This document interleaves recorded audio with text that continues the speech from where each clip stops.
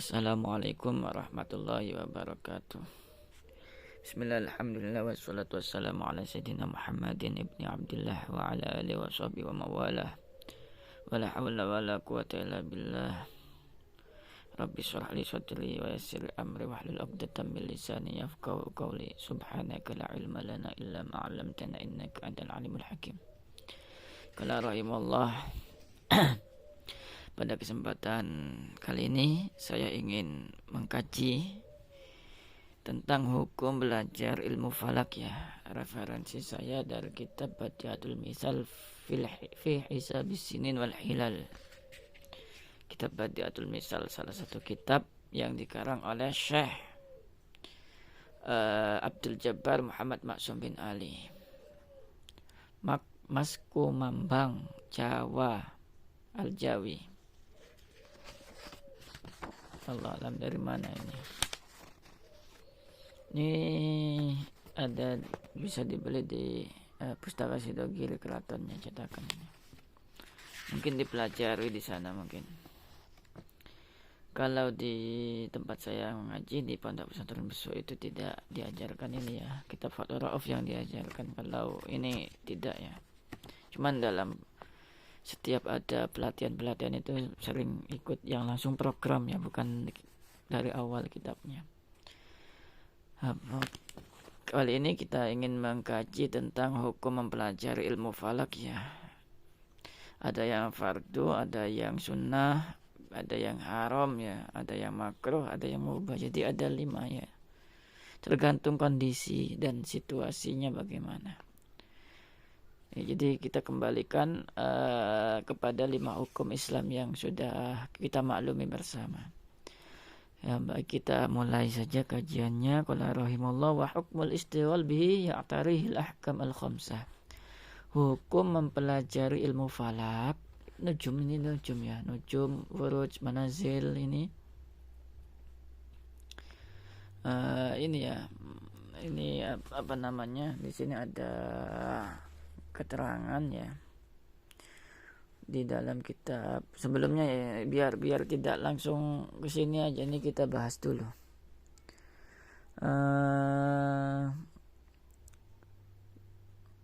Wa maudu'uhu, maudhu' sasaran dari ilmu falak itu al-kawakib wal aflak min haitsu sayriha, yaitu bintang, planet dari apa namanya itu, dari sisi perjalanannya. Wa fadluhu anna lahu syarafan 'aziman. Mempelajari ilmu falak itu mempunyai keutamaan yang sangat besar. Min haitsu annahu yusta'anu 'alal fikri fi malakutis samawati wal ardh. Karena mempelajari ilmu falak itu akan membantu untuk berpikir tentang penciptaan Allah di langit dan bumi. Kerajaan langit dan kerajaan bumi, intinya seperti itu, yang intinya nanti akan kembali kepada Allah. Wa ma istamala alaihi minal ajib, dan apa yang nama itu, dan keajaiban yang terjadi, yang dikandung pada langit dan bumi ini. Jadi keutamaannya sangat mulia sekali, ada sangat utama, yang keutamaan yang sangat besar katanya kan. Namanya itu ada ilmu mikot, ilmu falak, ilmu hisab. Kemudian ini wawadi'uhu, orang yang mengarang itu, yang pertama kali mengarang itu biasanya itu wadi', pencetusnya adalah Nabi Idris alaihissalam. Wa awwalu man istakhraja al-hikmah wa ilman nujum. Nabi Idris itu adalah orang yang pertama mengambil hikmah, dan istakhraja itu amrih ngetoakan apa itu yang mengetahui nujum ya. Fa inna Allah subhanahu wa ta'ala afhamahu asrar al-falak, karena Allah subhanahu wa ta'ala memberi pemahaman kepada Nabi Idris tentang rahasia-rahasia ilmu falak. ilmu falak ya ini sangat. Kemudian Allah memberi pemahaman mengenai ini apa namanya itu, pemahaman tentang hisab ya, ilmu mulai perhitungan tahun itu memberi pemahaman seperti itu Allah kepada Nabi Idris alaihissalam. Walau la dzalika lam tasil al khawatir bistiqra'iha ila dzalik.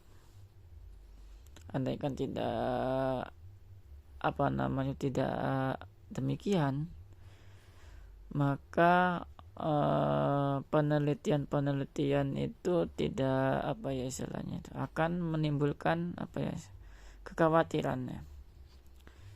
Jadi dengan ilmu falak kita bisa mengetahui ada dasinin hitungan tahun misalnya tahun Hijriah, tahun Masehi itu terjadinya kapan gitu. Intinya seperti itulah. Qala as-Susi awwalu man nazara fi an-nujum sayyidina Idris alaihissalam. Nah, orang yang pertama kali melihat dalam permasalahan nujum itu adalah Nabi Idris alaihissalam. Wahia ala sati aqsam. Ilmu nujum itu ada 3 bagian. Qismun fis sama'id dunya wa ya nujumun minan nar. Yang pertama itu adalah ada di langit dunia, itu adalah bintang yang terbuat dari api.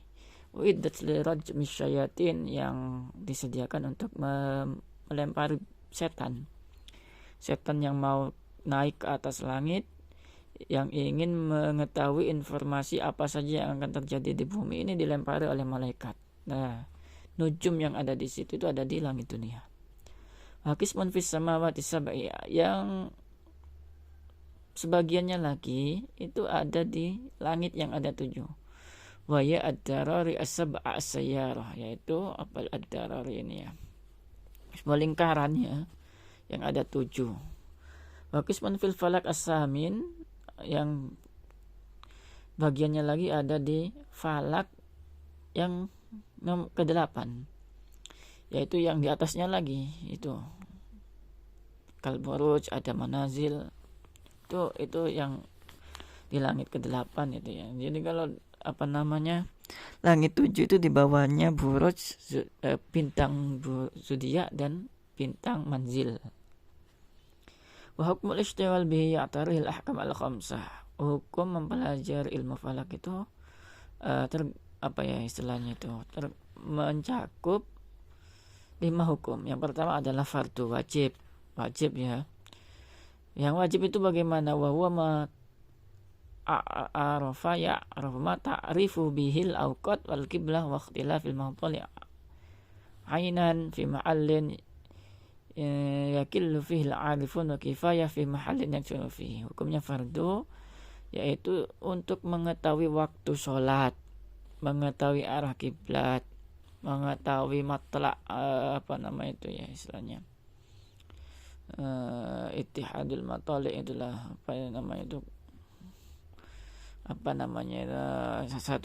satu area, misalnya di sini satu orang melihat hilal, yang ini juga sudah istilahnya ya matla itu ya, kapan-kapan saya jelaskan, nggak keluar nih. Kalau di sedikit sekali orang yang mengetahui falak, maka di tempat situ hukumnya adalah fardu. Kalau sudah banyak yang paham ilmu falak, maka hukumnya adalah fardu kifayah. Kemudian hukum yang kedua mustahab, bisa sunnah, yaitu ma yahtadi bihi fi dhulumatil barri wal bahr. Ma yuhtada bihi fi dhulumatil barri wal bahr. Sesuatu yang diambil petunjuk di dalam kegelapan daratan dan lautan. Allah a'lam itu maksudnya yang mengambil petunjuk itu gimana? Ini tidak dijelaskan ya. Yang ketiga adalah haram. Wa huwa ma yatakahhanu bihi 'anil hawadits al-atiyah. Biasanya dibuat dukun ya.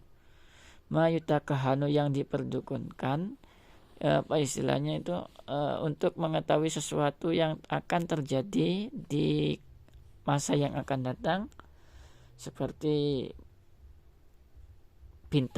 turunnya hujan, turunnya salju, bertiupnya angin, perubahan harga, Nah itu hukumnya haram dengan catatan idza za'ama syakhsu annau arafa dzalika bisal kawakib. Jika orang itu meyakini, menyangka bahwa semua itu sebab sebab berjalannya planet.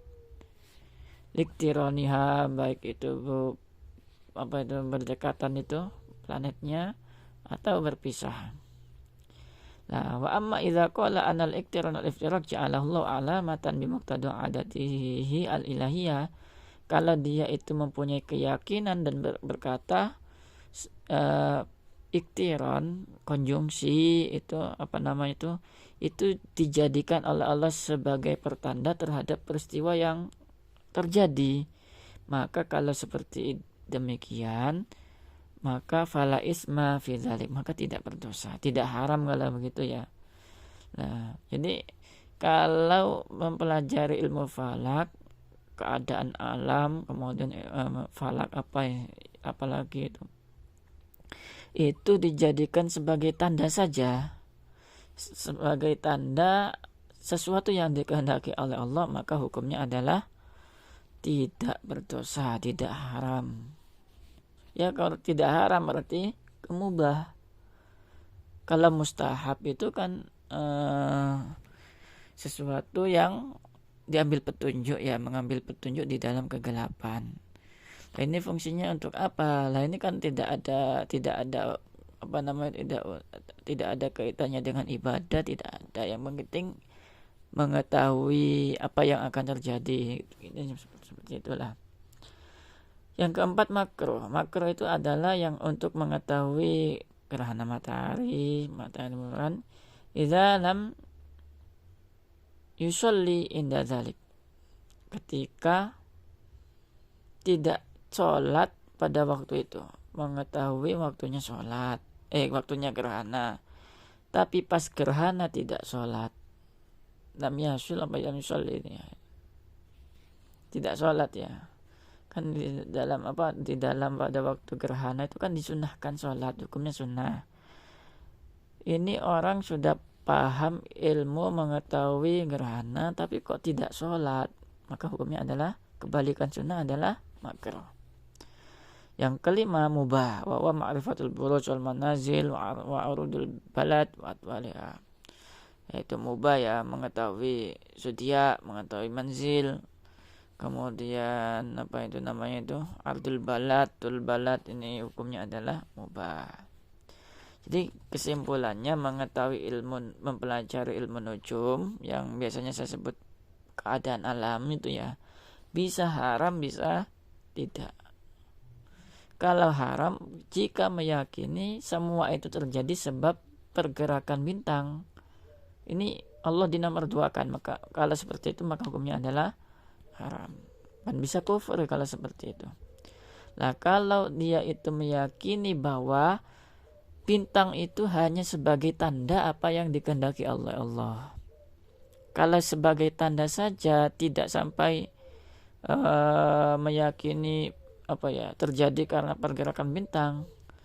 Kalau hanya sebagai tanda, meyakini hanya sebagai tanda, semuanya atas izin Allah, maka kalau seperti itu, ada keyakinan seperti itu, maka hukumnya adalah tidak haram lagi, akan terjadi kepada mubah. Bukan sunnah, bukan fardu, karena tidak ada kaitannya dengan ibadah. Ya, seperti itu ya. Jadi mempelajari ilmu nujum itu ada 5 kemungkinan hukum ya. Bisa fardu bisa fardu ain, fardu kifayah, bisa sunnah, bisa haram, bisa makruh, bisa mubah. Ya, itu saja ya yang bisa kami simpulkan, bisa kami kaji pada kesempatan kali ini. Mudah-mudahan bermanfaat.